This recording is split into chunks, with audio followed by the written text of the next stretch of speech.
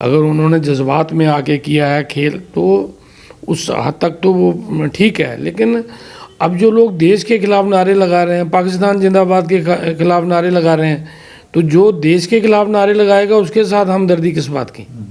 Match में by the way Pakistan जीत गया, वरना इंडिया की टीम बहुत मजबूत टीम है। 12 बार भारत जीता है, एक बार वो जीत गया। अब जो कभी कभार जीता है तो वो ज़्यादा नाचता है, परदेसी होइए अपना देश नहीं भंडीदा, जेड़े मुल्क दा खाइए उसका बुरा नहीं मंगीदा। वो जो लोग जो इस किस्म की एक्टिविटी कर रहे हैं, हमारा जो पुलिस का तंत्र है एक्टिवली काम कर रहा है, वो आइडेंटिफाई हो रहे हैं और उन पे कार्रवाई होगी। नमस्कार, NH1 न्यूज़ में आप सभी दर्शकों का स्वागत है। पिछले कई दिनों से आप देख रहे हैं जम्मू कश्मीर की खबरें जो हैं वो देश भर में सुर्खियां बन रही हैं और लगातार जिस तरीके से वहाँ पर टारगेट किलिंग की गई, उसके बाद यहाँ पर पलायन शुरू हो गया जो माइग्रेंट लेबरर्स थे, और उसके बाद एक इंसिडेंट उसके बाद भी होता है जिस तरीके से भारत और पाकिस्तान का मैच होता है और पाकिस्तान की जीत के बाद कश्मीर की सड़कों पर जो सेलिब्रेशंस होता है, स्किम्स इंस्टीट्यूट का जो इशू सामने आता है, उसके बाद जम्मू के जो बच्चे हैं, जम्मू की जो बच्ची है अनन्या जम्वाल, उसको धमकियां आती हैं आतंकवादी संगठनों की तरफ से भी, और लोकल लोग भी उसे सोशल मीडिया पे ट्रोल करते हैं। और उसके बाद जिस तरीके से धमकियां आती हैं कि वो पुलिस की इन्फॉर्मर है, उसको लेकर भी कई ज़्यादा जो है असमंजस है, अलग अलग बयान सामने आ रहे हैं लोगों के, और लोगों में काफ़ी गुस्सा है खासकर जम्मू के। और इनका कहना है कि जिस तरीके से बच्चे वहाँ पर जो अपना काम कर रहे हैं उनके लिए काफ़ी ज़्यादा मुश्किलात हो गई है इस समय ऐसे माहौल में काम करना। हमारे साथ इस समय जुड़े हैं जम्मू कश्मीर अपनी पार्टी के सीनियर नेता मनजीत सिंह, और इन्हीं से जानेंगे। तो मनजीत जी, आप बताइए, जिस तरीके से इस समय घटनाक्रम बन रहे हैं खासकर कश्मीर में, अमित शाह का दौरा भी था, हाई प्रोफाइल दौरा था, उसके बाद एक मैच के बाद ही जबकि वो इधर ही मौजूद थे, उसके बाद जिस तरह की सेलिब्रेशंस होती हैं वो एक काफ़ी चिंताजनक है सिक्योरिटी एजेंसीज़ के लिए भी कि किस तरीके का माहौल अब बन रहा है आने वाले दिनों में।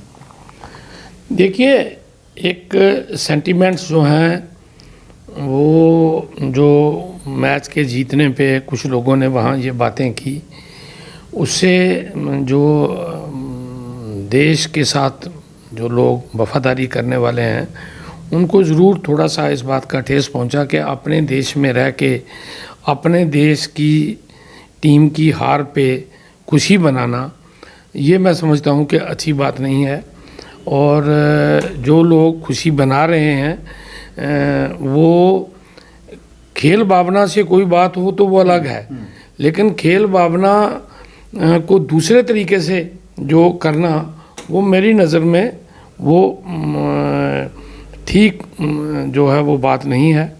और कहीं ना कहीं जो हमारे देशभक्त लोग हैं इनको इस बात से ठेस पहुंची है।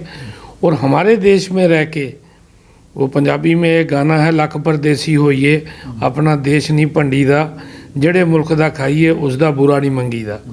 जिस देश में हम रहते हैं, जिस देश में हम खाना खाते हैं, यहाँ से हमको रोज़ी मिलती है, उस देश के ख़िलाफ़ कोई बात करना, तो मैं समझता हूँ वो चीज़ जस्टिफाई नहीं है।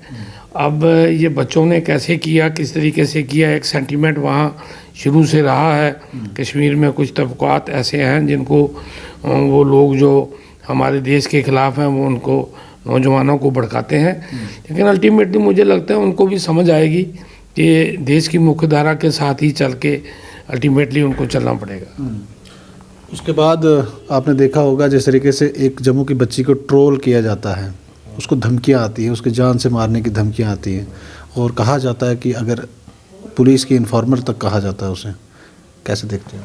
देखिए, ये सब बातें आप देखते हैं कश्मीर में ऐसा होता है, और कुछ चीज़ों को मीडिया भी थोड़ा हाइप देता है, ऐसी कोई बात नहीं है। वो जो लोग जो इस किस्म की एक्टिविटी कर रहे हैं, हमारा जो पुलिस का तंत्र है एक्टिवली काम कर रहा है, वो आइडेंटिफाई हो रहे हैं और उन पे कार्रवाई होगी।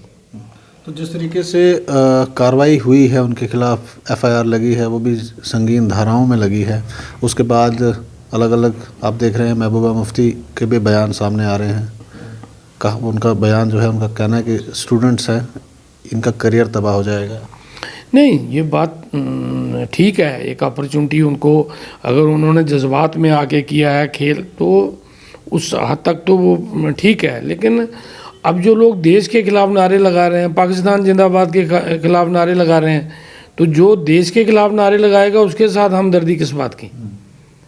हमदर्दी तो उसके साथ की जाती है कोई छोटी मोटी किसी ने गलती की हो। जो अब देश को चैलेंज कर रहा है, देश की अथॉरिटी को चैलेंज कर रहा है, दूसरे देश को जिंदाबाद बोल रहा है, वो मैं समझता हूँ कि ये पॉलिटिकल पार्टियाँ अपनी स्पेस ढूंढने की कोशिश कर रही हैं। जो इनकी छवि ख़त्म हो चुकी है उसको बनाने के लिए उन लोगों के सेंटीमेंट अपने साथ जोड़ने का प्रयास कर रहे हैं। तो आपको क्या लगता है कि अमित शाह होम मिनिस्टर हैं, उनका विज़िट था, हाई प्रोफाइल विज़िट था और उससे पहले भी कई तैयारियां की गई थी, उसके बावजूद भी सड़कों पर पूरा तमाशा हुआ? नहीं, इसमें मैं नहीं समझता हूँ वो तैयारियां सिक्योरिटी रीज़न की एक अलग थी। अब ये मैच में अचानक वो जीत गया पाकिस्तान, अगर पाकिस्तान नहीं जीता तो शायद ये नहीं होता। अब ये तो नहीं पता था कौन जीतेगा कौन हारेगा, ये तो क्रिकेट का मैच है। तो मैच में बाय द वे पाकिस्तान जीत गया, वरना इंडिया की टीम बहुत मजबूत टीम है, 12 बार भारत जीता है, एक बार वो जीत गया। अब जो कभी कभार जीता है तो वो ज़्यादा नाचता है।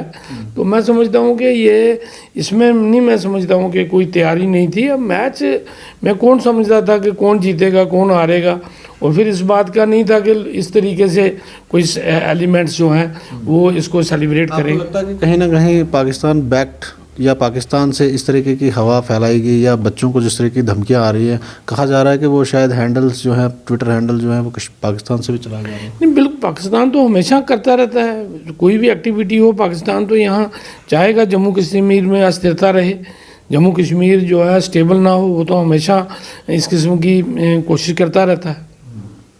तो आपको क्या लग रहा है इस समय किस तरीके के हालात हैं, और आपको लगता है कि ये सिचुएशन इस समय ठीक है कि आने वाले दिनों में यहाँ इलेक्शंस हो सके? और आपको क्या लग रहा है अभी कितना वक्त लग जाएगा जम्मू कश्मीर में एक इलेक्शंस कराने में? नहीं, इलेक्शन का तो जैसे आप देख रहे हैं कि अभी होम मिनिस्टर ने भी ये कहा, पहले प्राइम मिनिस्टर ने भी कहा कि डिलिमिटेशन का जब वो हो जाएगा तो उसके बाद इलेक्शन करवानी है, उसको कैसे रोक सकते हैं? इलेक्शन तो होनी है। बाकी ये वायलेंस छोटा मोटा वो करते रहते हैं, वो अपनी प्रेजेंस शो करने के लिए कहीं ना कहीं इनोसेंट को किल कर देंगे, कहीं और अपनी न्यूज़ बनाने के लिए, लेकिन अल्टीमेटली अब वो ज़्यादा देर चल नहीं पाएंगे। तो आपने क्या देखा, पॉलिटिकल पार्टीज इस समय जिस तरीके से काम कर रही हैं, अलग अलग पॉलिटिकल पार्टीज कोशिश कर रही हैं कि जो नेता मजबूत नेता है, खासकर देवेंद्र सिंह राणा जिस तरीके से नेशनल कॉन्फ्रेंस के एक मजबूत नेता थे और उन्होंने पार्टी छोड़ के भारतीय जनता पार्टी को ज्वाइन किया, क्या लगता है आने वाले दिनों में किस तरीके की टक्कर रहेगी, खासकर जब भारतीय जनता पार्टी ये कहती है, दावा भी करती है कि जम्मू का चीफ मिनिस्टर होगा? नहीं, देखिए, जम्मू का चीफ मिनिस्टर होगा या कश्मीर का होगा, जिनकी मेजॉरिटी आएगी चीफ मिनिस्टर तो उन्हीं का बनेगा। अब कहने से कोई ये कह दे कि जम्मू का होगा या कश्मीर का होगा, मैं तो ये समझता हूँ, हमारी पार्टी का ये मानना है कि यहाँ से जिस पार्टी के ज़्यादा लोग जीत के आएंगे, जो सरकार बनाने की पोजीशन में होगा, फिर वो तय करेंगे कि किसको चीफ मिनिस्टर बनाना है। तो आपको लगता है कहीं ना कहीं भारतीय जनता पार्टी मजबूत हुई है देवेंद्र राणा के आने से? नहीं, ये मैं इस पर कोई कमेंट नहीं कर सकता हूँ, ये तो वही जानते हैं जिस पार्टी में जो गया है या जिस पार्टी ने लिया है। मैं इस पर कोई कमेंट नहीं कर सकता हूँ कि कोई उनको फ़ायदा हुआ है या नुकसान हुआ है, ये तो आने वाला समय बताएगा। तो अक्सर आपकी पार्टी पे जो है इल्ज़ाम ये लगता है कि ये भारतीय जनता पार्टी की बी टीम है, तो क्या आप देख रहे हैं अपना फ्यूचर किस तरीके से देख रहे हैं आप, खासकर इलेक्शंस में? और आप लोग तो कई बार भारतीय जनता पार्टी की मुखालफत ओपनली करते हैं, मगर फिर भी आप पे इल्ज़ाम है कि आप उनकी बी टीम है। नहीं, इल्ज़ाम जो मर्जी कोई लगाए, लेकिन आपने खुद ही कहा कि जम्मू में आज अगर कोई अपोजिशन है तो जम्मू कश्मीर अपनी पार्टी है, जो सरकार के हर इशू को जो है, जहाँ भी सरकार गलत कर रही है, जम्मू कश्मीर अपनी पार्टी बुलंद आवाज़ में उस बात को उठा रही है। चाहे वो माइनिंग के इशू थे, चाहे महंगाई के इशू थे, चाहे बेरोज़गारी के इशू हैं, चाहे किसी किस्म का भी कोई इशू है, जम्मू कश्मीर अपनी पार्टी ने हमेशा आगे बढ़ के बात की है।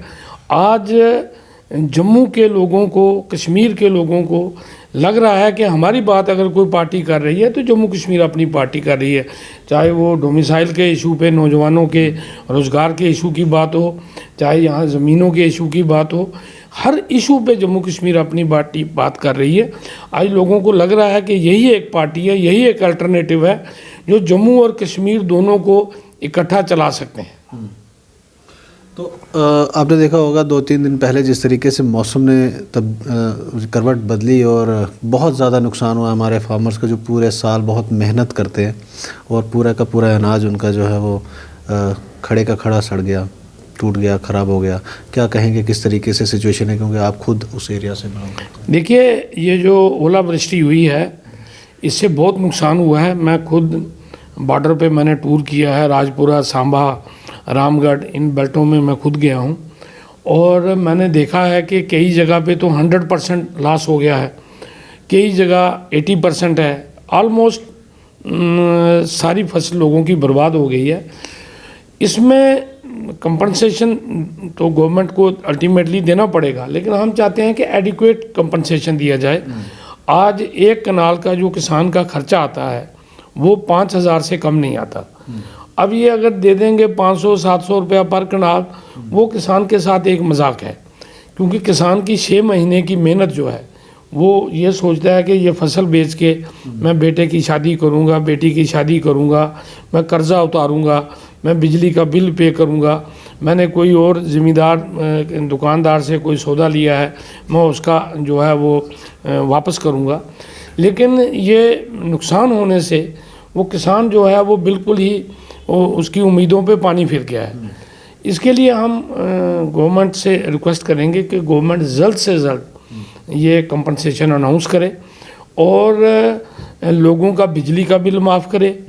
जो किसान क्रेडिट कार्ड है वो लोगों को माफ़ किया जाए और इमीडिएटली लोगों को, क्योंकि अब ये फसल इतनी बर्बाद हो चुकी है कि लोगों को खुद तो खाने के लाले पड़ेंगे, जो माल मवेशी हैं उनका जो फॉडर है, जो पराली तैयार होती थी, जो लोग अगले 6 महीने के लिए वो फॉडर तैयार करते थे, वो फॉडर भी ख़त्म हो गया, क्योंकि वो पराली नीचे गिर गई है। अब वो पानी से वो खेत भर गए हैं, वो पराली अब उठाने के काबिल भी नहीं रही। तो इस तरीके से मैं समझता हूँ कि ये 2 किस्म का नुकसान है। एक तो माल मवेशियों का जो फॉडर ख़त्म हो जाएगा, दूसरा लोगों का जो खाने का, लोग क्योंकि कुछ बेच देते थे, कुछ वो अपने खाने के लिए रखते थे।